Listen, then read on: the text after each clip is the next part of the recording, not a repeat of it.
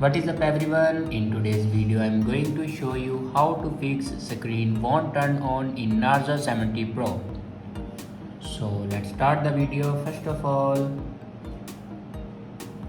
open settings.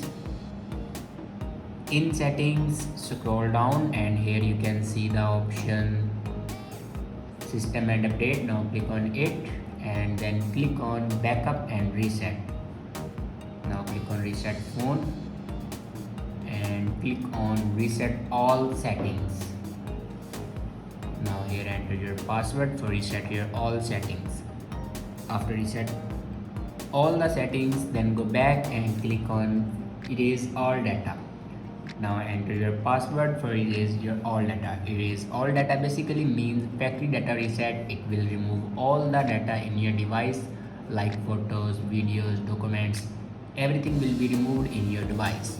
After do factory data reset, then restart your device. To restart your device, press and hold power button and swipe up to restart your device. After doing these steps, your problem will be fixed. I hope this video is helpful for you. Thanks for watching.